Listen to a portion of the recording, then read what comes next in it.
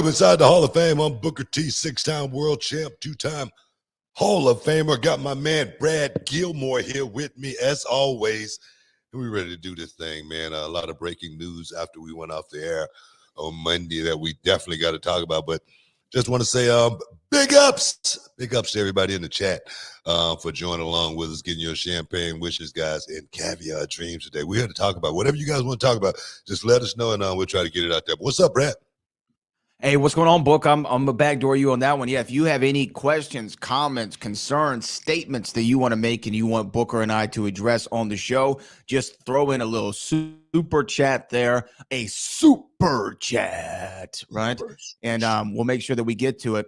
You know, it's always funny whenever this happened once or twice where we go off the air and then an hour later, something big happens. Yeah. Right.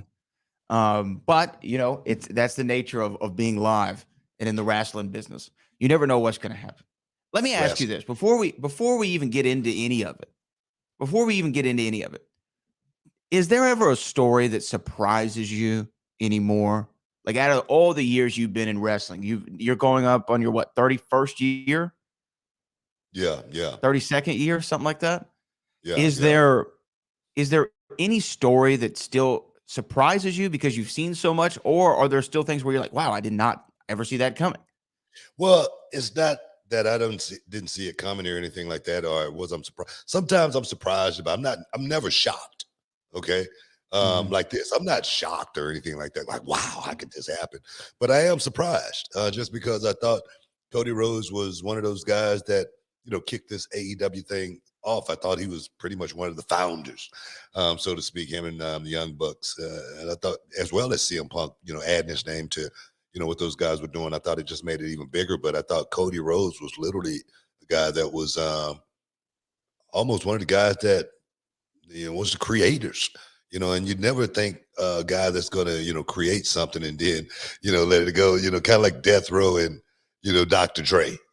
You know what I mean? Right. You created, then say, man, you look here, you can have it. You never see that coming. But then again, I'm not shocked about it. Surprised, but not shocked with the Cody Rhodes thing because I said when this thing first broke, as far as Cody being a free agent, what did I say? You remember what I said? I don't. What did you say? I said, man, this is just some talk. You know what I'm saying? Oh, yeah. I said, Cody's not going anywhere. I'm like, the company just started. You know what I mean? Cody's one of the guys who kicked this thing off. So why would I say this is just a story out there? But then now, the story breaks and Cody and Brandi is out. It definitely make me go, wow. Just because all of the guys that, left, and I just say WWE guys. Let's talk about Christian. Let's talk about Big Show.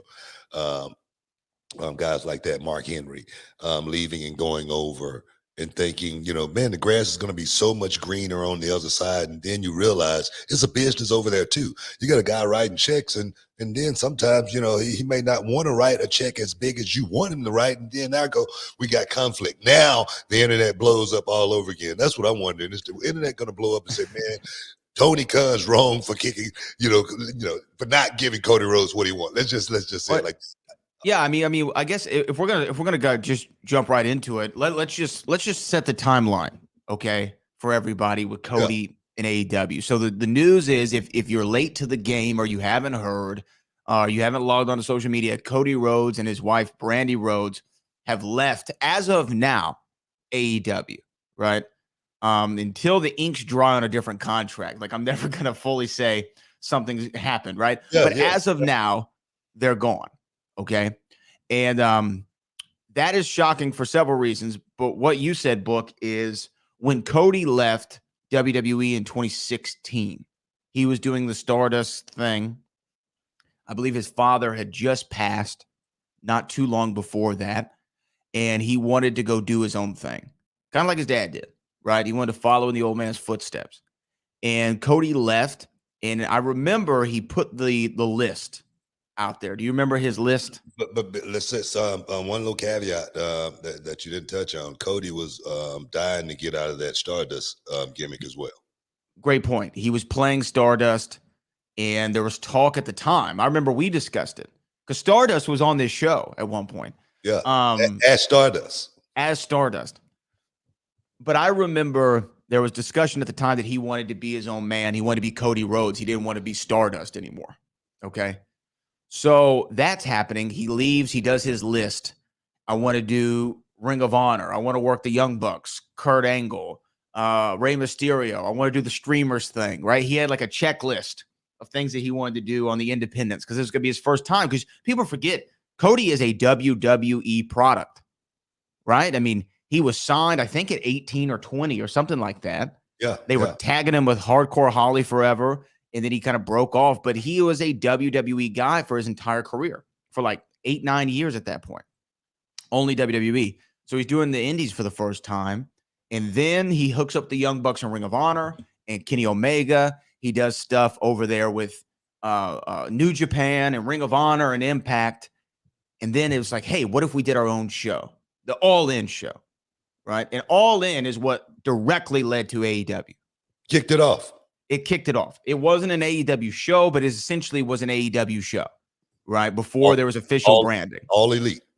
All Elite. All In, All Elite. And then we heard January 2019, hey, they're announcing this company on New Year's Day. AEW happened. I remember when we heard the news. We were doing the old show. We were actually doing it live from Hilton Furniture. And we heard the news and boom, there it is. Never would I have thought we would get to this point so quickly. Right? This is a pretty rapid change. So we go from all of that, Cody Rhodes. What I actually said when this news broke, because let's get back to January, late December, early January, we heard Cody Rhodes is a free agent. I remember we talked about it, and I thought it was one of those like clerical procedural things, right? Oh, hey, we didn't realize, Cody, hey, your contract lapsed last week. So we just re-up real quick. And then the internet made it something bigger than it was. Cody Rhodes is a free agent. He's going to be in the Royal Rumble. And I'm like, I don't know about all that. Like, it would be cool, but I don't know about all that. And now we find ourselves here to where there was, as you say before, where there's smoke, there's fire. And what leads to an announcement yesterday saying Cody Rhodes and Brandi are out. Yeah. Right. Let me ask you this. Package deal. Package deal. Yeah. One, look, if you're gone, we ain't keeping the other one. Bottom line. Right? Yeah. So that's how it works. So when all this happened, let's back it up. When the announcement went out, you said you were surprised by it, right? Surprised. Yeah. Yeah. Like, wow, I didn't see that coming. One of those type of deals. Let me ask you though, did we not see it coming in some kind of way? Because hasn't Cody Rhodes been positioned over the last year in an odd way to where his story always felt like it was happening on a different show, right? He had this weird little story going on with him. Then he'd leave for a couple months. He'd come back. Then there's a weird story with him, and he'd leave and he'd come back. And I got to say, hindsight being 2020, some of the writing was on the wall here. Not for me, man. I just thought that, Tony Khan was, letting these guys pretty much, write their own scripts. And everybody came out and did, everything totally different. Every executive, from Kenny Omega to the Young Bucks, to Cody Rhodes, every one of them, they were all had their own thing going on. Don Callis and Kenny Omega, the Young Bucks, doing their thing, and Cody Rhodes totally on an island of his own. And Cody definitely positioned himself to be looked at as, I've been watching Daredevil, no pun intended, but Kingpin. You know what I mean? And the suits, the bus, everything felt like it was produced there again, somewhere else, for Cody Rhodes. And I don't know if that's where the riff came into play or not, but I thought, there again, if I'm a executive vice president, I should be able to do it however I want to do it. You know what I mean? And there again, didn't I say in the beginning, didn't I say it? I don't know if you remember it or not. I said this, I do remember. Go ahead. Tell me what I said. Well, didn't you say that when you have all these cooks in the kitchen, something bad's going to happen? I said that. Mm-hmm. I said there's no way this thing. I say sooner or later somebody's going to get ticked off about something. I don't know what it was, but it's no way you could have that many people in charge and expect for everything to go right. It's just not gonna. It's not gonna play out well at the end of the day.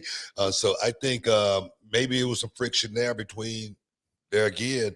When you got a lot of men involved, it's a lot of testosterone flying around, and when somebody get pissed off, somebody's going to hear about it, and I'm sure somebody heard something. I'm sure it was some rumbling somewhere. I'm sure it was some cracks in the foundation of how happy everybody was from the inception to now, as far as AEW goes. So that is something that's going to, continue to happen because it's business at the end of the day.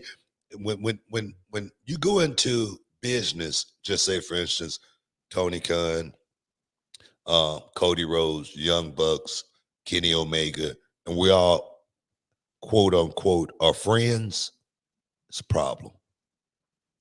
It can be a problem. I think there's a lot more to unpack here. I think it's about time. No. Agree with me to disagree with me. Oh, I agree. I agree. I'm talking about from the boss in the rest of the guys, the guy who's got the checkbook and the rest of the guys. When you start commingling and calling yourselves friends, when one got to perhaps fire the other, it's a problem. Eric Bischoff. But we got to talk more. We got to take a quick break, though, both. Stick around, guys. You're in the Hall of Fame. Back in a minute. Being accompanied to the ring by Booker T from Houston, Texas, Gaspar Hernandez. It is Gaspar Hernandez versus Diego de la Cruz. If Diego's smart, and remember, guys, this is a former tag team champion, okay? Diego is a great competitor. He should have a... Oh, my goodness! Well, I spoke too soon. Oh, my goodness. And you see Booker T giving instructions, almost coaching Gaspar Hernandez. That's unreal. Diego, once again, a tag team specialist, man, but right out the gate, Gaspar just took him right off his feet. I mean, what a vicious clothesline. Oh, my goodness. Oh, my God, no. Oh, my. I think I can speak for everyone here, especially with the experience. That hurts. Booker T just signaling to wrap this up, Kirby. Absolutely. He's just directing traffic out there. It's now Gaspar. Oh, no. Here he goes. Go for a run. Oh, my gosh. That's it. Oh, my God. Wow. Wow, gentlemen. That's all I have to say is wow. Oh, my goodness. Or actually, to put it in terms that everybody might understand.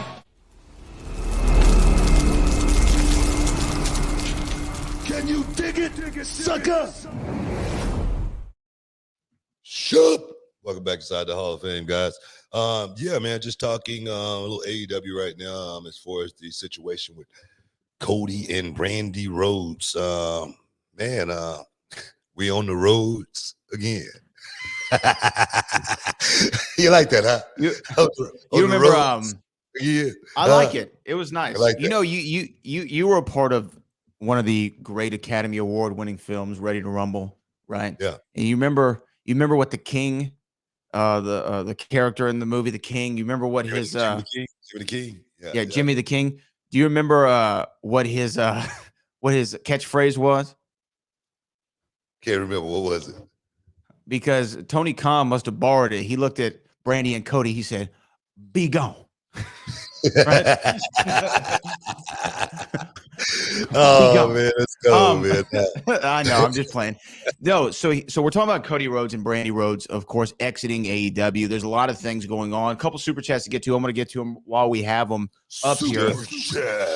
This guy named Alex with the $4.99. Fans are all for the Forbidden Door, except when people walk out instead of walking in. I know what you're saying there. We're going to talk about the WWE aspect of this, I think, here in just a minute. But I have a couple more questions for you, more about the AEW side. This is from Mike D. Super chat. Doink the Clown, Matt Bourne for the 2022 Hall of Fame. You know what? That's not crazy. I'm not against that, man. I'm not against that at all. Not against that, not one bit, man. Doink the Clown, Matt Bourne in itself was a hell of a worker, had a hell of a career, as well as Doink the Clown.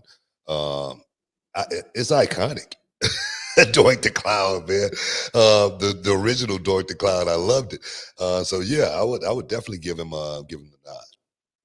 All right, and we have CR Frank. Super chat. Love the show. Appreciate you. Appreciate you. There we go. There we go. Yeah.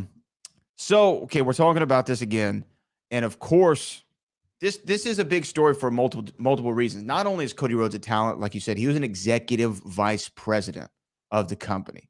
Yeah. But what I was going to ask you is, when I said I saw some writing on the wall that things were odd, is Cody, when AEW first started, was essentially the public face of AEW, right? He did all the press conferences, he did all the media, he did all like the video rollouts, the packages. He was kind of the face of the company in a lot of ways. Definitely. And over the last year, there wasn't any of that anymore. You didn't see Cody as prominently as you did. Now, you could say, well, he had other projects that he was working on, whatever. But that's saying something. When you have a position, you got to screw something up to lose that position, right? And something happened between Cody and Tony for that for that decision to happen. And now we get to negotiations and contracts. And this is my main question for you. In wrestling, there's not normally an agent. Sometimes there is. If you go to I can't think of the guy who everybody has as their agent, but there's the one lawyer that everybody pretty much had for a while. But normally you don't have an agent negotiating your deal. You are your own agent. You are your own attorney. You're an independent contractor at the end of the day, right? Most of the time. Most of the time. Yeah. So, and I'm not saying WWE specifically, but anytime you had to negotiate a deal, normally and you're talking about re-signing with a company, how does that typically work out? They make you an offer, and you figure out if it's an offer that's of your liking. You're definitely going to take it to your lawyer if you have one, and let him look it over. There are caveats in a contract that you can actually say, no, I don't want to do this, and have your lawyer make sure he put a little notation right there and whatnot. And everywhere on that contract, it's something that you object, just like, say, for instance, I remember one of my contracts, it said that they would own the name Booker T. And what the hell? Well, what am I going to own? You're like, wait a minute, that's my name. Yeah, so exactly. So my lawyer had to make a note of that right there. Just say, for instance, GI Bro. That's something that I want to keep. I put a notation by that. Little stuff like that. So you're definitely going to have your lawyer look it over and try to make sure, you get the best, you possibly can, and not really just screw yourself. Just say, for instance, royalties, whatnot. You definitely want to have someone looking over a contract that knows that kind of stuff. But as far as the agent goes, no, it's not a whole lot of agents left in the business these days. It's totally different. And you just hope that you're good enough to be looked at to be one of those guys to get a pretty good contract. But I will say that the upper echelon guys, I would imagine that those guys do have agents. And they might, but my question more so is not so much on the agent, it's on the negotiation. So if you have, this contract negotiation going on and you got an offer that you don't think is fair, has that ever happened to you? Where you got an offer you didn't think was fair at WCW or anywhere else? I've never gotten an offer that I didn't think was fair. I remember my last contract with the WCW. It was one of those deals to where they asked me, how much did I want? And I had a number. I had a number in my head, and I was like, yeah, okay. How much am I worth? And we left the table, and they came back with a number that was much higher than what I was thinking. So I was like, that will work. I like that. I think we can make that work. We might can make that work. You're not guaranteed. We might can. It sounds good on paper, but let me mull it over. Exactly. Well, I guess I'm asking this because it sounds like the reason he exited was over contract dispute. Now, nothing's confirmed. We haven't heard anything from either side. These are all based off reports online. But it does sound like there was a dispute over contract. And Hey, Cody man, walked well, over well, that. I'm gonna tell you right now, that company is in a in a very let's just say weird position for talent like someone like Cody Rhodes. Cody is a guy that agree to disagree. I'm sure he felt like he was a big part of AEW moving up as fast as it did, being as popular as it was. Like I say, Cody out there doing a whole lot of work. As far as media being the face of that company for the beginning run of it, and then you get a guy like Daniel Bryan coming in. I don't know how much money Daniel Bryan is making or anything like that, but I'm sure they paid him, paid him some good money. Then you get a guy like CM Punk coming in that everybody been for the longest knowing that CM Punk ain't moving if it ain't a big bag somewhere, Big bag. a big bag. So, and then you look and then you start looking at these guys. You say, man, I know these guys making X amount of dollars. I should be getting a raise, and then you may feel like you're worth it, and then the boss, which is Tony Khan, makes feel like you're worth it as well, but maybe not right now. Now we got a problem. So that kind of stuff right there, man. Contractually, you never want to be thinking about what somebody else make. You just want to put yourself in position to hopefully be that top dollar guy, just like in football. This guy, this quarterback, highest paid in the NFL. You don't think the rest of the quarterbacks looking at their owners and saying, "Look, I'm right here." You don't think that? So I totally understand where Cody Rhodes is coming from, if that's the case. But there again, at the end of the day, it's a business. And Tony Khan, if he expect to keep that business running, he got to think about how much money he's going to be paying guys going forward. Well, and here's the thing. This is different from Vince McMahon. Is Tony Khan and his dad, Shad Khan. This isn't the only company they're putting money into. They've got this little thing called the Jacksonville Jaguars that I think there's some pretty big salaries over there. They've got Fulham FC overseas. I'm sure there's some big salaries over there. Now, for all intents and purposes, I know that the Khan family is supposedly worth billions of dollars or whatever. I'm sure that they have some disposable income, but that doesn't mean that AEW has disposable income, right? AEW is a company at the end of the day, and no matter how much you love something, they have to turn a profit. So I think that Tony Khan, if money is an issue, has looked at this bloated roster that they have. And he even said recently, or there was talk of maybe not every contract's going to get renewed, right? He's not going to release guys, but maybe he's just going to let the contracts run out. We saw it with Big Swole, right? The contract just ran out. Yeah. He said, that's money I don't want to be spending anymore. I think Marco Stutz was on that list too, right? Is he gone? Is Marco not there anymore? When the last time you see Marco Stutz? Yeah, I haven't seen him in a minute. I think he's gone. I think his contract expired. Yeah, so there's certain guys that I'm sure that are going to leave, but you would think Cody Rhodes is somebody you're going to be able to negotiate a deal with. And I just think here's the thing. Say my Rowe contract came up, right? And I was a free agent and you and I were negotiating a contract. Even if it took a couple months, I feel like us knowing one another will eventually work it out, right? I don't see us a point to where unless something happened between you and I and a rift was formed, I don't see us not being able to work that out. Maybe the something happened was, another guy came in and, he had a name and he was popular. And I said, man, I need this guy. And I paid him X amount of dollars. And you've been around here working your ass off for the last 10 years. And then you say, Book, I need a raise. And I say, man, I don't know. We ain't got the money in the budget right now. What are you going to do? Well, yeah, it could be a problem. Exactly. It could be a problem. It could be a big problem. Yeah. And I think that's where conflict come into play when it's, when it has something to do with money. It's like with you and I try to say, man, I'd rather have you as a partner. And Right. opposed to us looking at this thing, from a friendship perspective. Just say, for instance, we get a big job and the check come in my name, and I go, I'm gonna peel you off a couple of hundred. You're gonna be peel me off a couple of hundred. Wasn't the contract 20 grand? You know what I mean?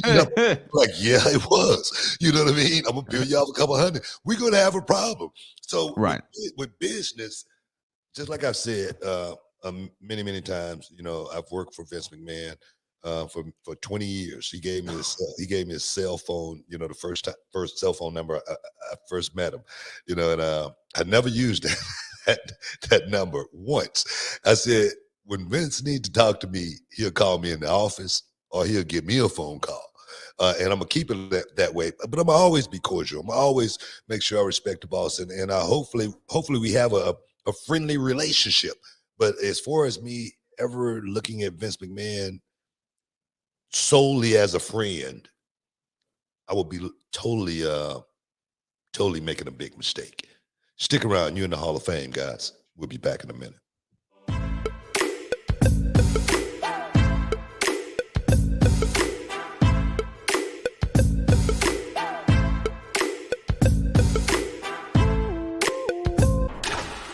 You're worth it.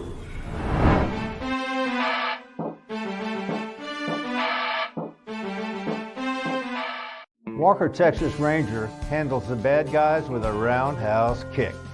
I'm Jim Walker, Walker Texas lawyer. I handle the insurance companies with a roundhouse kick to the wallet. If you've been injured in a car, truck, or motorcycle accident, give me a call at 713-552-1117 or visit my website at walkertexaslawyer.com. You'll be glad you did. Why would you call anyone else?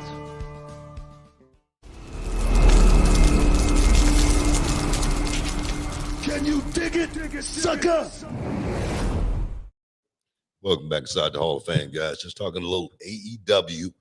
Cody Rhodes and Brandi Rhodes made the exit stage left. But they got a chance to reappear very, very soon. That's the good part. But go ahead. Be gone. We have a couple super chats I want to get to first. Super chat. Cali Toenail, I just obviously crawled up from under a rock because I just saw Penance Lane last night, and my man Shooter, whoever played that dude, was on point. Shooter said, I don't know what down there. I ran like hell. Shooter was a bad boy, man. I appreciate the big shout out Penance Lane. Definitely Tyler Main production. Had an awesome time filming it, and hopefully I'll be back in the the movie business sometime real soon again, man. I had so much fun doing that, man. Having a gun in my hand. That part right there, I think, was the best part, shooting up some stuff. It's really, really cool. So definitely big ups. Appreciate it. Awesome. Pete Rose says, how has Stevie Ray been doing? He's doing okay, I guess, man. I texted my brother just last week, trying to get the old band back together and do something in Dallas, WrestleMania weekend, and seems to be doing pretty good. And hopefully we'll see him out there WrestleMania weekend doing something. All right. Lord Frieza says, is this a dub for Vince and WWE getting Cody? I think that's one that we're going to need to spend a little time on. So let's come back to it. I just want to clear these super chats real quick. This is from James McDaniel. Booker, you the GOAT. Stone Cold versus Booker at WrestleMania 38. There's also news about Steve Austin. I tell you, man, we're definitely going to be talking about that, man. WrestleMania. Another one, real quick. Jamal Bryant. Does Shane McMahon have a Hall of Fame career? I think so. I think Shane could be recognized as a in-ring performer as far as what he contributed to the business. Some of the feat that Shane McMahon has pulled off. Just go back to talking about Kurt Angle and that freaking over the top suplex through the glass. That one right there is something that totally just sticks out in my mind, as well as him jumping off the Tron. That one totally sticks out in my head, as well as off the cage. The guy's definitely he's got Hall of Fame moments. Yeah, I think he's got Hall of Fame moments. Yes. Jamal Bryant again backdoors that with another one. Is Vince the greatest heel in WWE history? I think without a doubt. I don't even think that's a question. Probably. I mean, I don't think anybody is. It's him or Roddy Piper. Got more heat over the years. Vince McMahon definitely has been that evil genius. But I got a posters down at the school, and it's got every wrestler in the business and Vince McMahon standing over him. It's beautiful. So yeah, man, I'll give him the nod. Alex says, would you ever be an agent producer? Has WWE ever came to you with any interest in you doing that? I would never, ever be an agent or a producer, just because I'm too good at it. And for me, that job is something that I would have to have a whole lot of freedom to be able to actually do it the way I wanted to do it. And for me, producing young talent, it's a passion, and I try to give these guys a enough rope to go out there and either be successful or hang themselves, one of the two. But having that job in WWE, honestly, it's a lot of micromanaging. It's a lot of moving parts as far as that machine goes. It is sports entertainment. I mean, that is true when you talk about WWE, and you hear about, just say for instance, AEW and their writing staff, and then you hear about WWE and their writing staff, and one is like creating a school project, and one is like being in Hollywood. Seriously, and I'm not putting anything down. And maybe less is more, but in WWE, it is a production, and everybody got to know what everybody is doing. And for me, man, that would get crazy. That would be wild. We have a couple more here. We got to talk more about Cody Rhodes, but this is from Alan Marks. Booker T has it right. At the end of the day, this is a business, and Tony Khan has found that the direction he wants to go may not include everyone that started in AEW. Well, I mean, that's what I'd be trying to get my point across as far as these young guys when they go on social media and doing stupid stuff. Just like, say for instance, when Cody Rhodes first came into AEW in the first pay-per-view, he breaks the chair. That Triple H chair. Exactly, that kind of stuff. For me, okay, it's good clickbait. It's good for the internet and the fans to be able to have something to talk about. But you got to understand. Just say for instance, you leave one company and you're 40 years old. I don't know how old is Cody. Cody's probably in his mid-30s, late 30s. And you got to realize, man, you're sitting at home. 1 week go by, 2 weeks go by, 3 weeks go by, and you don't have a job. You're not making any money. And the thing is, you could have money in the bank and everything could be cool. Everything could be fine, but you're just sitting at home. It's no fun in that. There's no fun in just being the guy sitting at home and got money. I mean, me personally, I don't think that's a very, very happy life. Being out, being able to do what you love to do. And Cody Rhodes, I know he loves this business. I know he loves being around this business. And so for me, these guys need to realize at the end of the day, think about your paycheck. Think about how much money you can make. Think about not burning no bridges because there again, that's a bridge that you might have to cross over one day. Even Impact Wrestling, I don't think I've said anything bad or negative about Impact other than we didn't get catering overseas, and I was pretty hard about it. That's just a fact. That's just a fact. But as far as, I don't think I've said anything negative about anybody in Impact Wrestling ever. Not one thing other than Dixie Carter. I say she was out there. She was hot. You know what I mean? She was hot to trot. But I said also, Dixie Carter was one of the people that was trying to do something good for the boys, but she had a whole lot of people around her giving her bad advice. I did say that as well. So my thing is, it's all about, there again, these guys having somewhere to work, making some money, hopefully making some great relationships, making some great TV at the same time, giving the fans the ultimate entertainment, which is professional wrestling. I agree with all of that. That's what I'm about. So let's go to Derek Ward real quick, and then we'll get back to the actual subject at hand. Derek Ward says, The Brood, was it a good faction or a huge failure? Man, I just was talking about The Brood, I don't know, 3-4 weeks ago. Yeah. I said, if Gangrel would have been the one that dropped the blood on Eric Bischoff and the music played and he came out, it would have been a pop, bro. It would have been over like Rover. I used to love Gangrel and the Brood, man. Those guys, I think they were over. I just don't think they really got a chance to really play out how cool that faction actually could have been. But I thought it was a great idea. And there again, if the blood dropping on Eric Bischoff and Gangrel walked out on stage when it actually happened and the music played, good God, that would have been a moment. That would It would have been been phenomenal. Been a moment. Well, the thing about the Brood is, at the end of the day, if you say it was a good faction, you remember the group, you remember the music, you remember the bloodbath, and then we got Edge and Christian. Yeah. I think it was a hell of a faction. Phenomenal. I just didn't think they got their that full run. Kind of like the I agree. Kind of like the main event mafia. I agree. Actually, 100%. Yeah. I think that's actually accurate. Let's go back to Cody Rhodes. Of course, it's So he's done with AEW. finished. He's finished. No compete clause out there though. I mean, he can go to work right now. Be gone. Right? He's out of there. He could go to work right now. That's the other part of this story that we haven't talked about. Yeah.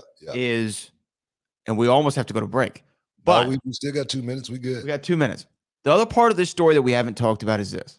Cody Rhodes, a founding member of All Elite Wrestling, the first company, and all respect to TNA and Impact Wrestling, but the first company that's really taken it to WWE as far as a competition standpoint, right? Yeah. Touring, big crowds, big pay-per-views, a lot of public interest, big network, right? First company, founder, right? One of the faces. One of them, yeah. And executive vice president. EVP. Man had a day job with the company. He's gone. Yeah. And now the rumor is he's going to come back home to the World Wrestling Entertainment, to WWE. He's going to sign the contract and get it. I want to talk about the ramifications of that, what that means for WWE, what it means for WrestleMania season, and what it means for the future, Booker T. There's a lot there. I mean, Let me ask you this. What's that? Does it happen? We're seeing him back in WWE. Do you bet your bottom dollar? Would I bet my bottom dollar we're going to see Cody Rhodes in WWE within what, 6 months, within 3 months, a year, or what? What are we talking here? Within the immediate future. I tell you what, we're going to take a break. We're going to talk about it on the opposite end. And stick around, guys. You're in the Hall of Fame. We'll be back in a minute. About yourself, as far as that grind, how much do you actually embrace it? How much do you actually feel like that is a part of this journey? Oh man, well, thankfully now the scene in where I'm from, I'm living in Oklahoma right now, and I wrestle in Texas.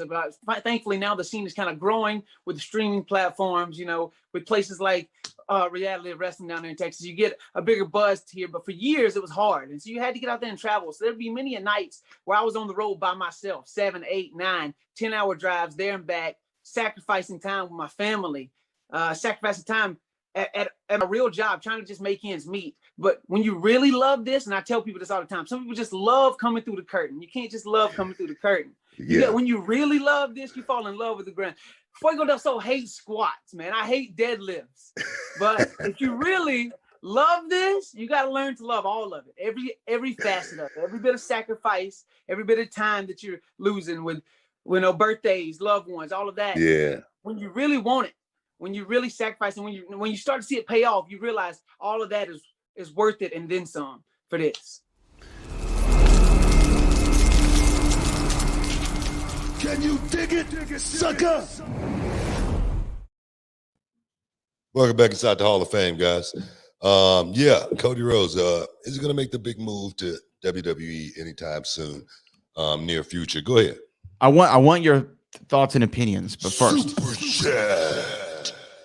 Random 8 says, why didn't Samoa Joe have a similar career to CM Punk? I feel Joe is a better performer. Yeah. It's hard to tell with performance. And I said this before. I was talking about, I can't remember what I was talking about. And I was saying that how good they were. And I said it's like the wind. You can feel it, but you can't touch it. And that's what CM Punk has kind of like created over his time in the business. He's, that chick magnet, and you say, man, he doesn't look that much of a chick magnet, but you call yourself a chick magnet long enough, women might start believing it. You know what I'm saying? He had a run too. And then he had a run with the straight edge thing before the pipe bomb even was created. I think Punk was on a trajectory where he was becoming a superstar. And I think Samoa Joe just never took that same route. Joe was a worker, and Joe did one thing that CM Punk didn't do, and that was do most of his best work in TNA. That's what I was just about to say. Honestly, if I put them up side by side, I say who has the better matches? Arguably Samoa Joe, right? Like you easily. You can argue that he is the better wrestler. Who has the better promo? You can argue Samoa Joe. You could easily. Yeah. Who's the bigger star? It's not even a debate. It's CM Punk. Exactly my point. That's the part I talk about. You know, and people are like, what is he talking about? That doesn't make sense. Well, it makes a lot of sense. You know, it's like the wind. You can feel it, but you can't touch it. You just don't know what made that guy so much more different than the other guy, and they pretty much, you know, came the same route. So I think that's what it is more than anything. Yeah, I mean, had Samoa Joe come to WWE 5 years before, 6 years before. I told all those guys. I know you did. When I first got to TNA, when I first got there, I mean, Rude and Joe and AJ, they will tell you. Get an interview with them, somebody out there, you know, in the podcast world, and you make sure you ask them that question. If Booker T said to them, "Hey, man, you guys need to get the hell out of here quick." I'm serious. I said, you're wasting your time. You know, I told Rude, I said, man, cut that damn mullet and get out of here as soon as your contract's up. I'm serious. That's what my advice to these guys because I thought when I got there, I was going to make a difference in, you know, the trajectory of these guys, and because I wanted to make them stars. I wanted to do stuff with them to make them bigger. I really wasn't worried about myself at all. But when that didn't happen, I was like, man, you guys, I knew I was going to be getting out, you know, as soon as my contract was up. So I was telling those guys, man, y'all need to think about your careers. We have one more before we get back to our Cody Rhodes coverage. This is the Cody hour. NY 2979 Booker, Sportster.com had rated your top 10 matches. Number 1 was Booker T versus CM Punk at WrestleMania 23. Do you agree? If not, which match? What? You and Punk were at WrestleMania 23? Heck no. I don't. That didn't happen. What are they talking about? I don't think that happened in NY 2979. CM Punk. If they rated that match top 10 greatest match, they don't know what the hell they're talking about. Well, because it's not a match that ever happened. That might be a. Hey, I mean, you worked CM Punk. Appreciate the super chat. Yeah, I worked CM Punk. I let that kid set on a learning tree. Yeah, most definitely. Yeah, okay. Most definitely. Interesting. Yeah. Okay, so we're back on Cody Rhodes. Rumor is he's going to WWE. That's what everyone said. That's the rumor. That's the rumor. All right. Let me ask you this. How big of a deal is it for Cody Rhodes to go to WWE? Man, it would be, you know, I don't know how big of a deal it's going to be. I'm not going to sit here and, you know, put myself in that position to say, oh, it would be the greatest thing in the world if Cody came back. Because I just made a statement, I don't know, a couple of weeks ago, we were just talking about Chris Jericho. And I said, man, I don't know what the, you know, toxic level of the, go ahead. You were talking about the crowd reaction, right? Yeah. I'm not even asking about how the crowd would respond to Cody. Okay, I'm saying, like, what does it mean for WWE to get one from AEW? Like, because we've only seen it go one way. We've seen guys leave WWE to go to AEW. And top guys. Yeah. Daniel Bryan, Aleister Black, Rusev, like guys who had some notoriety behind their name. There's more that I'm forgetting, obviously. Keith Lee, right? Yeah. What would it mean to get a Cody Rhodes level guy? And again, no disrespect to Big Swole, but it's not like you're signing Big Swole. Well, right? You're signing an executive vice president, founder of the company. But I think if we get Cody back, we're just getting Cody back. We're not getting one from AEW. Okay, that's just the way I look at it. I feel like we're getting Cody back, and there goes. Okay, how big of a deal is this going to be? He was Stardust when he left. He's who he is now. How is this going to work out from a money perspective? How much money is he going to want to come back?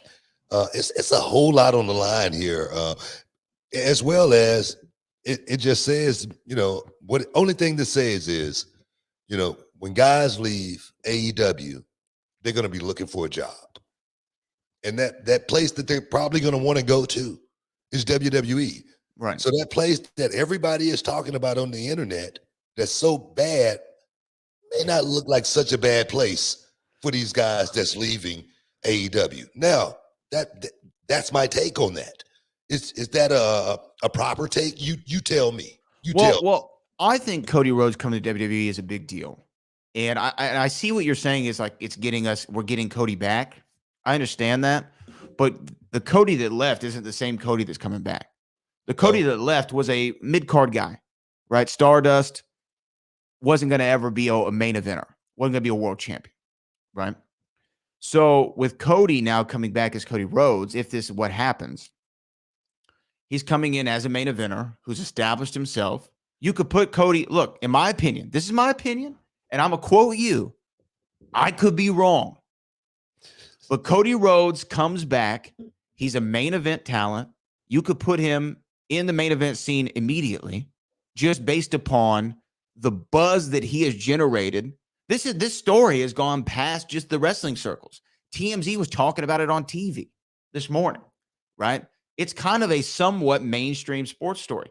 So with all that buzz behind him going into your biggest show of the year, it makes sense for him to come back and to be in a meaningful feud going into WrestleMania. But what I think, and I told you this when we were talking about this the other day, when this story broke yesterday, we were talking, I think that it's smart to overpay for Cody Rhodes because of what Cody Rhodes can bring to you down the line. There are a lot of talent over there in AEW. There are quote unquote Cody guys. Let me give you just a little bit piece of advice here. Cody coming back to WWE, he's going to get paid. All right. Mm-hmm. He's going to get paid, probably equal to what he was making in AEW. All right. And that's just on a downside perspective. Let's just look at that right there. Now, I'm sure a lot of these guys that have gone over to AEW, like the Mark Henry and the Big Shows and Christians of the world, they probably get a nice paycheck. But the royalties in WWE that you make, if you position yourself in a certain position, like a Cody Rhodes would be in, he's going to make more money off of that kind of stuff than he's going to make in AEW. If he was getting paid a salary. And I'm just speaking facts here. So Cody Rhodes is going to automatically be making more money if he come back to WWE right off the bat, no matter what kind of contract he signs. So if it's just about money, Cody may need to rethink it because he's going to be making a lot of money. But like you say there, being positioned in a certain place on the card, you're talking about the main event. You're talking about working with Roman, working with Bobby. I think I could see Cody coming back and filling that position. I think so. I think he has enough juice behind him. And then again, what he can bring with him down the line. There are certain people who are Cody people, like Jade Cargill, MJF, Wardlow, Sammy Guevara even. There's a lot of people who've been posting pictures and sweet messages about him. A lot of people Cody thanked by name in his goodbye to AEW. Those contracts eventually come up, right? And if you got somebody who can politic for WWE now in the fold, it's worth paying that guy what he asked for. Well, I'm going to tell you right now, I wouldn't even put a whole lot of stock in what you just said. I mean, I'm not saying that you not someone who do your homework or anything like that. But as far as Cody being friends with these guys and I can make a phone call, I really don't know how true that is. Cody Rhodes doesn't strike me as a guy who's got a whole lot of friends. I could be wrong, but Cody seems like one of those guys that's a loner, that's in this thing about the business and about moving up that ladder to the next level. And I think he's done that. I think he's done it quite well. But as far as being buddies and friends and whatnot, I don't think that's the recipe for success in this business. I really don't. I don't think that maybe everybody in the locker room likes him. Sure, right? Yeah. So that also probably comes with being a top guy. But I think there are some of those people that I named that he can definitely help woo to the WWE. That's just what I think. I could be wrong. I don't know. We're just you know talking. what? You know We're what just I talking think? here. You don't know what I think is gonna make someone woo towards WWE Ric Flair. is getting Oh. is getting their ass fired.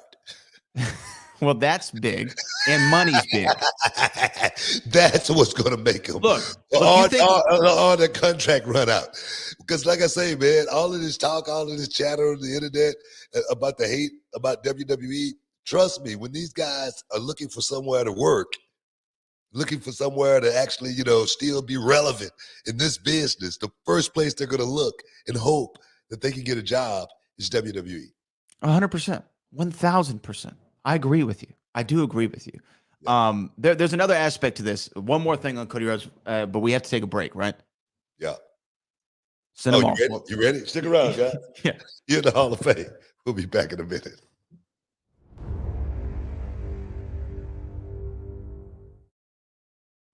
So when I think back of my time on the independents, I was there for a long time. I was busting my ass for 15 years on the independents before I made it to WWE. And for a long time, for I would say 95% of those 15 years, I had no idea if WWE even knew who I was, so I had no contact with them, no any kind of hope that I was going to make it here. I had hope, but I had no reason to believe that I would, except for my own belief in myself.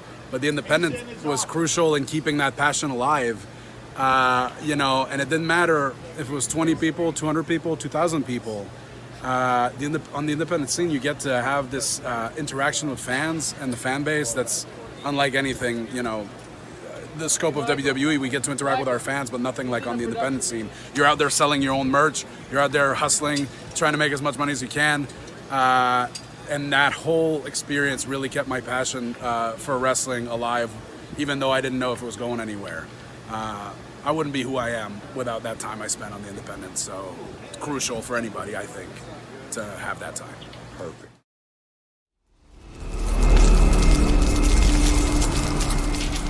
Can you dig it, sucker? Welcome back inside the Hall of Fame, guys. I'm Booker T along with my man Brad Gilmore. We just chopping it up, talking about a little AEW. What's gonna happen, man? What's gonna happen when the lights come down? When everything's not so peachy? Everything's a little stormy. What are we gonna do? What are we gonna do? Let's just find us a job. That's what we're gonna do. But where we at, man? Where we at? It's interesting that this is like the first one that we've heard of, because here's the thing: you hear leaks from WWE all the time of this guy doesn't like that guy, or you even hear from Impact Wrestling, you hear from Ring of Honor or whatever. Oh, such and such is out at New Japan. You hear all the stories. Now AEW's been around long enough for some friction to begin and some drama to incur and things like that. But here's my actual story. I mean, my actual question for you. You were in WCW when Hall and Nash came over, when Hogan and Macho came over, right? Yeah. Let me ask you, especially for Hall and Nash, because that felt like a big coup. Like, hey, we got Hall and Nash, right? We got Razor and Diesel. What was the reaction in the locker room when y'all got somebody from WWE? Them specifically, or any time? It was that's when it was like walking on eggshells. Okay, that's when no one really wanted to do a whole lot of talking. All right, that's when the friction started. Okay, when new guys came over. Well, when we knew these new guys were coming over, and these new guys were getting like way more money than we were getting, and we were the originals. So you could think about the MGFs, like you talked about. MGF didn't get like a major CM Punk contract when he started or anything like that. And then you see a guy like CM Punk come in, and then you are being called one of the pillars. You go, damn it, I don't feel like no damn pillar. My pockets ain't heavy enough.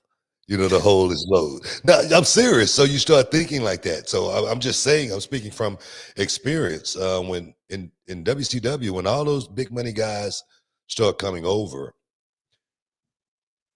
I looked at it a certain way, but I knew one thing also. I knew when my contract was coming up, I was going to have to get paid more also. I knew they were going to pay me more. So I knew Hall and Nash, they actually made it better for me. Hogan, those guys, they made it better for me because I wasn't one of the guys that was just on the roster. I was a guy that was on the roster that could have went to WWF. Okay, just like the Radicals, I could have got up and I could have left. And so they said, man, we want to keep Book, so we're going to pay him to stay. And that's what happened with me in WCW. They paid me to stay there. They paid me to stay, stay and be happy. And I was cool with that. 100%. I didn't want no titles. Just the check. Just give me the money. Do you want me to come to work? Okay, I'll be there. But I was one of those type of guys, man. I didn't, if you wanted me to stay home, just send the check. Well, let me ask you though, I get the money standpoint, just overall locker room though, what was the morale like? Was it like, oh yeah, okay, cool. Now we're rolling. Now we got some star power, or it was just like you described. It was exactly like no. You know what? There was no high fiving. Go back and remember that time, Brad. I mean, I know you was young, but at that time, just say for instance, when the NWO came in, my brother and I, we lost the tag team championship, and we never got them back. We never got a rematch. The NWO used to come out and they used to beat up everybody on the show every week. The show was totally about them. They were making all of the money, and think about the original guys that was there. How do you think the morale is going to be good? The morale is good, okay, because you're working in front of, 20, 30, 40,000 people on a weekly basis. That's cool. You're happy you're getting a paycheck. That's cool. But I remember in a meeting one time in Disney, one of the guys that had been working around WCW for a long time, enhancement guy, he wasn't a guy that was getting over or anything like that, but it was a lot of money going around. Like you just said, Hall and Nash came in, Hogan, Savage, all those guys came in. They were getting paid big money. He said at a meeting, one of the Disney tapings early in the morning, he said, is it possible for, we know the big guys, they get paid all of the money and stuff. Is it possible for us enhancement guys, to, just get paid a little bit more because we're out here really working hard getting these guys over? They fired his ass immediately. Wow. I'm not jiving. Wow. Immediately, they fired him. I'm not going to say his name or anything like that, but, he knows if he's still living. You know what I mean? He knows what I'm talking about. So I'm like this here. And this thing right here, this business, and it could get topsy-turvy. That's when it become, not so fun when stuff like that starts to happen. Take nothing away from these guys coming in and getting paid and getting big money. That's what the business is all about. Putting yourself in a certain position where you can make that money. That's why I always say, man, I want to be around the top guy. I want to be around Stone Cold Steve Austin. I want to be around The Rock. I want to be able to make that money as well. But don't think it's all happy in Disneyland, when you see somebody come from the outside and they get the big check. It's just fact. Okay, then let me ask you this. What was it like when the reverse happened? Like when Jericho left? Or when Eddie and Benoit and all those guys and Dean and Perry, when all they left, what was your in the locker room's reaction to that? The locker room reaction to that was, man, I wish I could go to. Okay, see, and that's kind of what I'm getting at. That's what those guys were thinking. Yeah, not me. I was thinking. Good God, I'm glad they're going. I got another spot and I'm finna blow up. I'll say, I do a spot that opened up for me when Eddie and all those guys. Right. A lot of guys were wishing that they could leave too, because just think about those guys right there. those are top flight talent. All those guys, Eddie, Benoit, Dean Malenko, Perry Saturn, those high flight, top flight guys, Chris Jericho. And for them to want to leave, that's saying something. If it's so much happiness and so much money being made. Yeah, so I'm just trying to like kind of make an analogous situation of how one side might feel and how the other side might react to it. It'll be interesting to see if Cody Rhodes does it. The thing is, we really don't know how happy and peachy it is in AEW. We don't know. We have no idea. We just hear things from the outside. We listen on the internet. We look at the crowd. Everybody looks happy. You know what I mean? Everything has a good feel to it. But I said it before, man. It's not going to always be that way.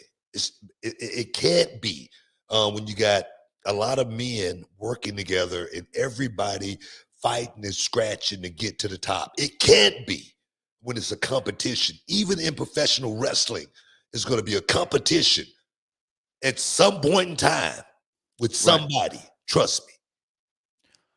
We have another super chat coming in here from Roland Curtis. LOL, Cody Rhodes wasn't just Stardust in WWE. No elbow pads, no knee pads. Cody Rhodes was a fan pleaser. My favorite Cody run was the clear mask gimmick when he resurrected the old generation WWF Intercontinental title belt. Of course, Cody had a great run in WWE before leaving, but I think he's on the precipice of a better run. We have another one book from Jamal Bryant. Chris Benoit versus Daniel Bryan in their prime main event at WrestleMania. Who would win for the world title? Also, this is a dream match. Well, obviously won't happen, but that would have been something. I'm going to tell you, man, that would have been a match. That would have been an awesome match right there. Benoit versus Daniel Bryan. But I'm going to tell you right now, Benoit would have beat the hell out of Daniel Bryan. He barely can hang with me. There you go. We have another one from Colin Pacheco, or Kane. I'm sorry, Kane Pacheco, who says, do you think there's a chance it's a work? I saw somebody else talking about that. And the thing is, it's a possibility. It's always a chance. It's a possibility this could be a work. I don't see what the payoff is other than having a lot of people talking about it, on the internet and, social media, kind of like, I don't know if you saw that Super Bowl ad with a little gimmick was just going across the screen. The QR code. Yeah, the QR code. They said that thing had 15 million downloads. In that few seconds right there. I mean, it could be something that's just they're working. They could be saying this just to get a lot of people to look into it and buy into it. Just like Brad was just saying a second ago there. TMZ, actually picked this story up. So when you got, stuff, stories being picked up by, TMZ, that says a whole lot. We put a story out not too long ago, that I was going to beat the hell out of Corey Graves, and it went viral. Every news outlet in the world pretty much picked it up. Do you know how much, we got from that, man? A lot. Come on. We was all over the place. So my thing is, any eyes they can get on AEW, just say for like this story right here. This is kind of real. All right. It's got a real feel to it. It does. All right. So when you can make fans feel that way, and if that's the actual angle, some damn good stuff. I buy it 100% if that's what they're doing. It's great. If that's what they're doing, they're great. Now, what is the likelihood of that? I think it's small. I think it's a small chance. Maybe. Because but isn't that like the old thing in wrestling is like you never want to I guess make the locker room not be able to trust you. Like you don't want to work the boys. Well, I think just say for instance, man, if you can work the boys, you got to be the ultimate worker. Yes, you do. You got to be the greatest of all time. So I would give him the ultimate props if this was a work. I'm serious because I talk about it all the time as far as being able to straddle that thin line between, reality and not. And to be able to make fans today that knows everything about what's going on social media and to be able to use social media in a way where it works for you. Good God. I would say everybody in the business need to figure out how to do that. I could be wrong, but I would think it would be the greatest thing someone has ever done in this business if it was a work. But it's a big if, right? It's a big if. You know, look here, man. This is wrestling. Okay, I know anything can happen, but I think it's a big if. I always expect the unexpected. Stick around, guys. You're in the Hall of Fame. We'll be back in a minute.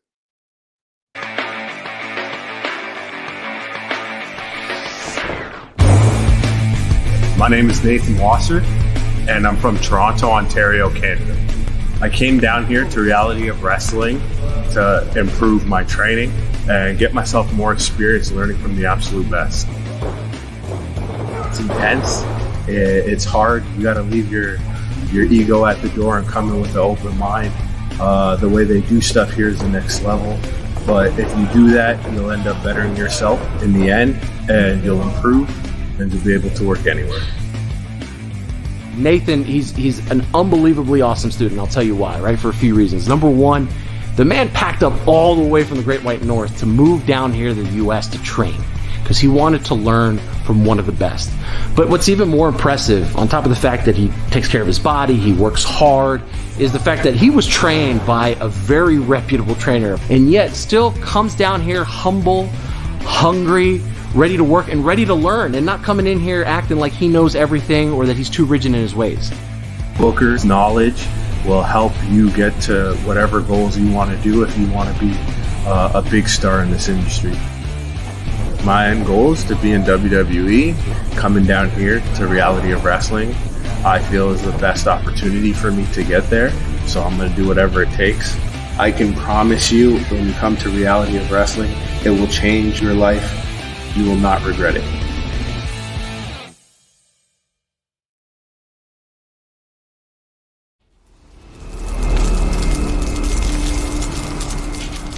Can you dig it, sucker? Welcome back inside the Hall of Fame, guys. Man, this show's going quick, man. This show's going real quick. What we got, bro? What we got? Super chat. Roland Curtis says, imagine if Cody Rhodes comes back to the WWE, wins the WWE World title, and resurrects the big gold WCW title belt or the Winged Eagle WWF title belt. Hey, Sure. man, if it happens, you know, it'll happen. And the thing is, I'm not doubting that it could happen. I'm not doubting that Cody Rhodes could be back inside of a WWE ring, boom, just like that. But I don't think there's going to be one of those Brian Kendrick situations where he leaves the company and then the next day he's going to be on a WWE ring. I don't see that. I know it's a lot of rumor out there going around right now saying that he has been in talks with WWE. And the thing is, he may have been. And the thing, all the rumors may be true. But I just do not think we're going to see Cody Rhodes back inside of a WWE ring that quick. I just don't see it. I could be wrong. Anything is possible. Yeah, anything's possible. Anything's possible. Like I said, I could be wrong on this, but I just do not see it happening that quick. And Scott Woodford, who said we are watching something special. I think I agree. This is a special time in wrestling. It feels special. Aurelio Gorillo says, do you think Benoit's legacy should be acknowledged? I think hiding everything he did in ring and not showing anything about him is not okay. He had one of the best matches in the history of the business. It's a slippery slope, though, right? It's a slippery slope. It's a slippery slope. It's one of those things to where I don't think it's one of those things that should be, just brought up like on a regular basis, but I don't think it's something that shouldn't be talked about. You know what I mean? Are you saying his career? I'm talking about his career. You know what I mean? Yeah. His career. Of course, you're going to talk about it, and you cannot mention one without the other. But I think with Chris Benoit, it's just so hard to not acknowledge what he was in the ring, and that was one of the best professional wrestlers that ever put on a pair of boots. And to not be able to talk about the career of Chris Benoit is a travesty. It's a travesty. And me personally, I got a connection And trust me, I know the best of 7 series was the best I ever did in the business. The best performances I ever put on was with Chris Benoit. And I can't talk about those matches at Comic Cons and conventions and whatnot. It should be Chris and I should be sitting right now having conversations at Comic Cons around the world talking about the best of 7 series. But it's something I can't even talk about because of how touchy that situation is. But take nothing away from his career. He was the best that ever did it.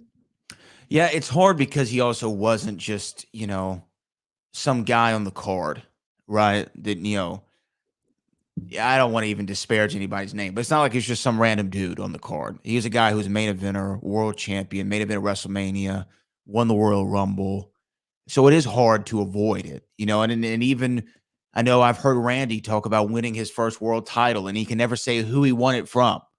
They talk about there's been 3 men who won the Royal Rumble at number 1. Shawn Michaels and Edge are 2 of them, right? And you can't say the other one. And trust me, I understand it.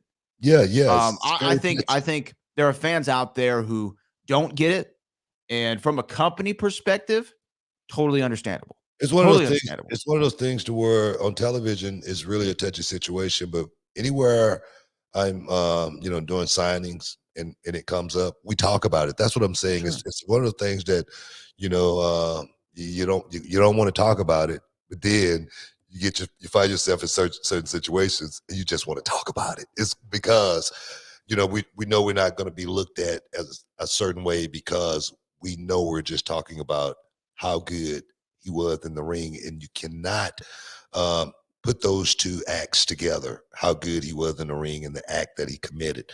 You just can't from there again, a wrestler's perspective. The guy was great. We have another super chat here from Bryant. Says, I want Booker versus Austin in the supermarket round 2. We need it again. Run it back. Hey man, you can't recreate something like that. You really can't. You really can't. That's like, trying to do the 10 Commandments now, trying to do that move. You can't do it. It wouldn't be the same. It's like doing Ben-Hur now. You can't do it. It wouldn't. Trying. Exactly. It would be the crap. Same. So exactly. So Stone Cold and I in the grocery store, it wouldn't happen. Let me ask you though. It'd be a different outcome. I can tell you that. Well, you know what? It's interesting because more than any other time in the last 20 years, it's possible. Why is it possible? News broke late Monday evening that WWE has been making overtures to Stone Cold Steve Austin to have him back for a meaningful match at WrestleMania 38. The rumored opponent, Mr. Kevin Owens, who's also a purveyor of the Stunner. It would be seemingly Stunner versus Stunner if this happens. Of course, this is all hearsay, but Booker T, what do you think about the possibility of after 19 years, Steve Austin laces him up for one more game? Hey man, I can tell you what I like it. How you gonna tell a man, that he can't, do it like he did once upon a time? How you gonna tell a man that, I ain't got the juice no more? How you gonna tell a man? How you gonna tell a man you can't do it? Stone Cold Steve Austin, one of the greatest of all times that ever did it. For me, I don't know. It's scary. It's scary because being out of the ring for 19 years, 19 years, and then make that walk one more time. And it's in your head, I can do this. I can do this. No problem. I can do this. Just keep walking. Just keep walking. It's one of those type of deals, and then you get in the ring, you hit the ropes one time, and you go, oh man, this feels good. I'm back. And then the question is, can I pull this off? That's what Steve is right now. Steve is gonna go out and do it his way, and win or lose. It's a win just watching Steve Austin make the walk, the glass breaking, chugging a steam wiser. That right there alone is going to be worth the price of admission. Just that alone. I always said Stone Cold Steve Austin had the best ring interest out of all of us. You know, I thought my interest was cool, but I thought, man, I wish I had Stone Cold Steve Austin's interest. You know what I mean? When they actually had the glass that would actually break on the stage. Yeah. Oh, good God, man. It was an awesome deal, you know. So for me, he's one of the guys that you say, man, if anybody, you know, could come back one more time, be Steve Austin, man. I want to see. So I like this. I like it a lot. Yeah, I definitely think that Steve Austin coming back, does it excite me as a fan? Yeah, because I remember being 5 years old, getting 2 small cans of Treetop apple juice and slamming them together and pouring them all over myself like I was Steve Austin, right? Like I was a fan. I mean, Steve Austin is one of the biggest of all time. So to see him come back, I was in the building at Mania 32 in Dallas when Steve Austin came out and stunned the New Day and everything. And when that glass shattered, there was 101,763 people going insane. And I was one of them, right? So to see him make the walk would be incredible. I couldn't even imagine. But at the same token, would I want to see it, right? Like, would I want to see him at 57? Man, he's older than I am. Man, I didn't know that. Yeah, I looked up. He's 57. I feel like a young man now. I mean, yes and no. I think that, and the only reason I say no is because he left it at such a high. He was the Texas Rattlesnake, didn't slow down a bit. WrestleMania, Seattle with The Rock, went out looking up at the lights. It's just like one of those storybook endings to his career. Yeah. And he and The Rock completed this trilogy of matches at WrestleMania. It was perfect. And I think Kevin Owens, if he's coming back, that's as great an opponent as any that you can find. I agree with that. But it's just, do you want that last one? Because that last one you had was so sweet. Don't go. We saw what Taker did in his documentary. He said, I had to keep chasing the dragon. If that match didn't work out well, I had to go do another one. If that one didn't work out well, I got to do another one. I don't think that's it for Steve. I think it's one of those deals, man, where he's been away from the game for, like I say, 19 years. Steve Austin, he's not a guy who wanted to walk away from the business. All right. He was pretty much forced out due to health reasons, man. His back, his neck, his knees. And then after, you know, sitting on the sideline for 20 years, healing up, you feel pretty good, at least good enough to say, man, I could do this one more time. I could just do one match. I'm not talking about a run. I'm not talking about trying to come back and do some house show. I'm talking about I could suck it up for one match, just like Rocky Balboa did in Rocky V. Just one fight. 6. We could call it a 6. Was it 6? Yeah, Rocky 6. Yeah. It's an exhibition. It's not even a real fight. You don't want to see that. I mean, look, yes, I do. Like, I absolutely do. I'm in. I'm 100% in. I'm just thinking about the end of his story. It was so perfect. But the thing is, just see this. You don't see him coming back and giving Kevin Owens a freaking major stunner. Oh, God, it'd be great. And the crowd going crazy. You don't see that as another great moment that you could put, It could be. It could be. I'm not a risk taker, Book. I'm not a risk taker. I mean, it was great. It's not a risk. I'm writing the script. You going over, kid. It's one of those type of Okay, well, if it's that easy, then y'all can shoot the supermarket part 2. I'll write the script. I'll put you over this time, Book. I'll make sure it happens. And you only get one take. Look here. Don't talk about this cinematic BS. Look here. I'm not talking about me coming back, okay? I don't want to come back and do anything like that. But I'm just saying, man, I think the script written properly, Stone Cold Steve Austin coming back, having a freaking moment at WrestleMania 38. Doesn't get any bigger than that. That's what WrestleMania has always been about. Great stories, giving people a moment that they're going to remember for the rest of their lives. A lot of people of this era never got a chance to see Stone Cold Steve Austin deliver that stunner in the ring, live and in living color. So I say, let's do it. Give a man a break. Stick around. You're in the Hall of Fame. We'll be back. This is Booker T World Gym Arena in Texas City, the home to the Reality of Wrestling Training Center. It's a 20,000 square foot facility with more than 50 full-time students and wrestlers from around the world.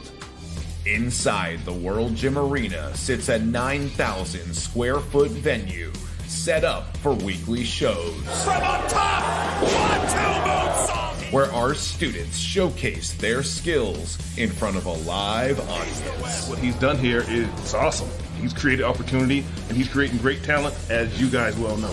In the back, a full weight room. 6 up.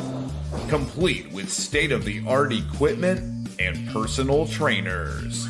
There you go. Two more.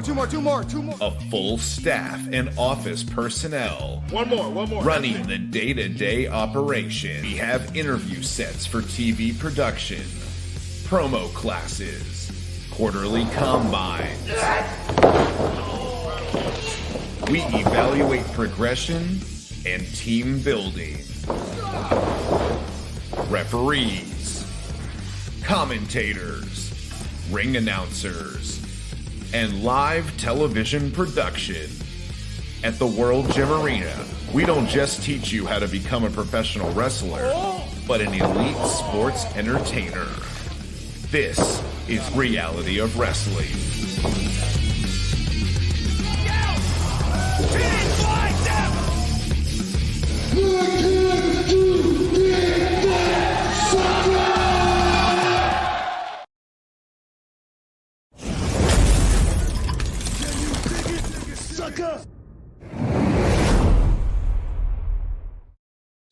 Welcome back inside the Hall of Fame, guys. Hey, don't forget, we got a big show, Reality of Wrestling, going down this weekend. 10,000 Emmett F. Lowry Expressway, Booker T. World's Gym Arena. If you want to get some information, go to realityofwrestling.com. And I say, do it now. I do it for you. Big show, man. You don't want to miss out on it. And you know what? I've been adding a little different flavor to the shows as well. So make sure you tune in to find out what I got going on. I appreciate you. Where we at, man? We got a couple super chats we got to get to. The Willmeister says, I've always wondered, are you named after Booker T. Washington? Also, you've kind of reminded me of my dad. He would have been 50 this year. Thanks for that. Hey, man, I appreciate it, man. Hopefully I'm representing, doing the right things as well. No, my father, his name was Booker T. His name was Booker T. My name's Booker T. I'm a junior. So yeah, that's where I got it from. I don't know where he got it from, but that's where it came from. And the thing is, I always say, when I was a kid, I wanted to change my name because kids used to call me Booger. And I used to get fights all the time. And I said, man, when I get 18, man, I'm going to change my name. And then I turned 18 and all the girls was like, man, that's a pretty cool name. I was like, all right, that's me. I'm Booker T. Nick Gomez, how'd you come up with the Harlem Hangover? So legit. How did I come up with the Harlem Hangover? I always loved the moonsault. And I always wanted to do the moonsault, but I just never could turn a backflip ever. You know, even when I was a kid, I couldn't turn a backflip, but I could turn a front flip just standing in one spot and land on my feet. You know, I don't know why I was so comfortable doing it that way. So I say, let me try to figure out how to do this. And I was working on the house shows and I would do the flip, but I would tell the guy to move. And I was just doing it as a spot to get the baby face over. And so he can make his comeback. And then I realized after doing it about 5 times, I was landing in the same spot. And I was like, man, if I can get the guy in the right place, I think I could do this. You know what I mean? So I tried it. I got a guinea pig one day and he laid there for me and I pulled it off and I was like, I'll be damn, this is pretty cool, you know? And that's where it came from. Harlem Hangover. Just figured it out. That's awesome. Yeah. Roland Curtis has not a great message for Steve Austin, but he donated, so I'm going to read it anyway. I saw a recent image of Steve Austin, forget looking like old Stone Cold. Now he's aged and lost all his muscles and body definition. I think that photo was superimposed. I think it was. He I saw that more like Wayne Gill's classic spoof of Gilmore. It was like a Gilbert. Yeah, I think that was superimposed, man. I think Steve looked a little bit better than that. I was just with him not too long ago doing the Treasure show, and he definitely looked like he was in shape to perhaps have a match. Let's keep the time down. 8 to 10. We don't want to go no longer. 10. That's with entrance? That's with intros and everything. Curtain. It's gonna be a long walk. Walk gonna be 2.5, 3. He's gonna get blown up after that. Arillo, like you, Arillo Carrillo, said, "What are the chances of CM Punk coming to WWE?" Well, he's under contract right now, so I'd he's say under contract, slim to none. but still, my thing is, man, when I went to, and this just this just true. No shade or anything like that. When I went to TNA, I signed a 2-year deal. And I swear, man, I thought I was going to be there for at least. I thought I would be in TNA for at least 5. I did. Mm-hmm. And at the end of my 2 years, I was like, I got to get the hell out of here, man. I don't want to finish my career like this. We don't know what's going on inside of AEW. We just see what's going on from the outside looking in. We don't know how great it is. It's just like, say, for instance, the video game. They're supposed to be making a video game, right? AEW. Mm-hmm. How long ago that was? I don't know what's going on. Has that video been produced? It hasn't. Ain't nobody made no money off that video game. Not yet. Exactly my point. So making money, one way is cool, but in a business as big as AEW, WWE, that kind of stuff matters. And if, just say for instance, we're here for 2 years. We're here for 3 years, and that video game still hadn't produced. The video game come out, it's not that great. Nobody buys it. We ain't making no money off of it. But we know we can make some money over there. People start thinking a whole lot differently. So I just think people need to hold off for a minute. You know what I mean? Hold off for a minute. See how this thing play out. We got time for, I think, one more question. Thunderwolf says, if Steve comes back, Grocery Store Brawl 2.0, they said it a minute ago. And my thing is this here. My thing is this. If I find Steve Austin in a grocery store, I'm whooping his ass. How about that? I don't care where it is. It's just on GP. Callie Toenail says, did Shooter get out and get his money? Shooter did get out, man. Shooter Shooter got out, and hopefully we're gonna be in a part 2 coming up real soon. That's what was really cool about Penance Lane is a brother made it through the whole movie. Look at that, in a horror movie, no less. When does that ever happen? A brother made it through the whole movie, man. I loved it. You know what? I'm gonna go watch it tonight, man. I just finished watching The Kingpin and go to jail on Daredevil, so I'm through with that. I'm getting ready for The Punisher. I'm getting ready to kick off The Punisher later on tonight as well, man. So I'm excited. Hey, before we leave, everybody who's watching right now, make sure you hit the thumbs up on this video, subscribe to the channel, subscribe to the Hall of Fame podcast, wherever you get your podcasts. We do this twice a week on the weekly, never miss an episode. So thank you to everybody who tuned in for the first time today. I see we have a lot of first timers. We appreciate y'all. Come back on Monday where we'll talk about all the crazy stuff in wrestling, BT. Oh, y'all do it like it's supposed to be done. Hey, guys, again, we appreciate y'all. But right now, peace. We out of here. Can you dig it, you sucker?